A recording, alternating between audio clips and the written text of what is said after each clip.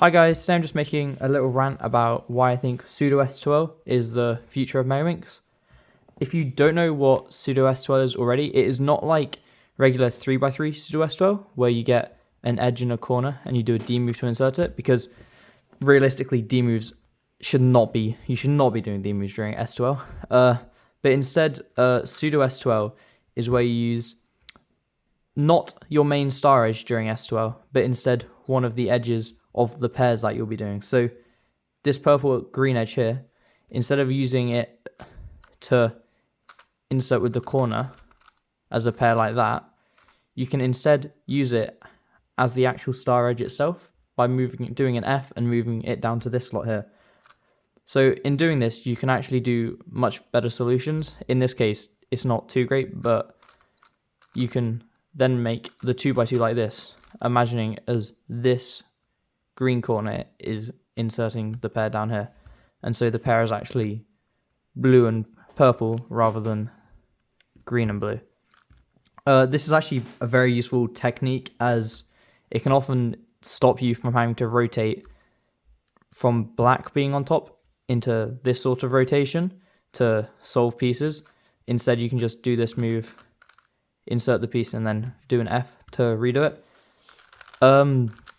I think Pseudo F2l is much better with just the bottom left slot during S2l, as if you do the other edge here and pretend that is your star edge and insert it like this, you still have to do this awkward rotation to keep on doing it. So I think it's much better just use this edge here as your pseudo star edge, and then once you've done that, you can just go on with your next pair. And then you can do the same for the rest of S2l. So instead of using this edge here, you can use this one here, and then do this pair like this, and then this is your block complete, and you can just do an R, or if I was in this rotation, I can do an F to keep it, and then do this pair anyways.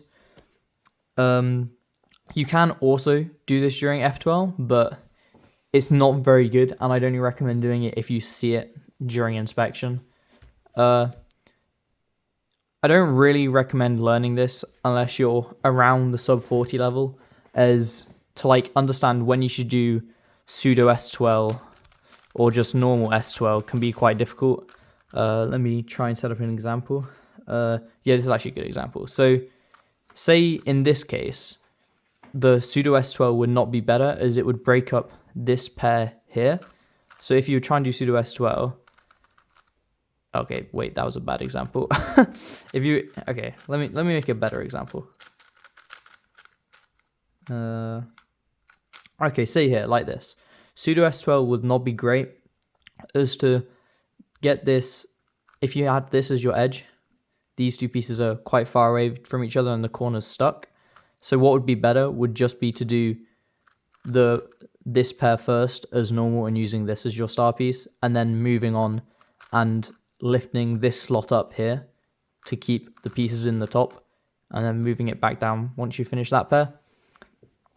But yeah, I would only learn this at around the sub 40 level, so as then you'll probably have a better understanding of when to do Pseudo S2l and when to not, as otherwise you might be unsure which solution's actually more finger trick friendly, which one's faster, and it also might take a week or two of just practicing purely Pseudo S2l to actually get good at the recognition, because it's different recognition to the normal pair. So normally you're using the green edge as the bottom layer piece, but if you're doing the green side, the red layer is now the bottom piece. And so yeah, when you first learn it, the recognition will definitely be more difficult, but yeah, I think is an advanced method that's not very well known about and definitely can save a lot of time. I think I improved by 1 to 2 seconds when I was averaging around 33 after learning this, just because you don't have to rotate down to solve this pair here, and it's a lot easier with back inserts and look ahead as well. This mostly only applies to people using Westland, or rotating by doing yellow, purple, green, and so on for their color order during S2l. I'm not really sure how you go about it if you rotate the other way by doing yellow, blue, red and so on.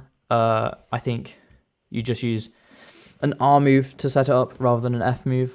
But yeah, I think Westland or rotating with Y prime moves is much better for S2L anyway, and this definitely benefits. There are other top solvers like Leandro Martin Lopez, the world record holder, who purely does pseudo S2L and does almost no regular S2L. So for every S2L piece, he'll always use this as his star edge and then solve it, rather than ever using this first and inserting a pair like this. He'll always just do the pseudo S2L version. But yeah, that's my little rant. Hopefully this helps. And yeah, see ya.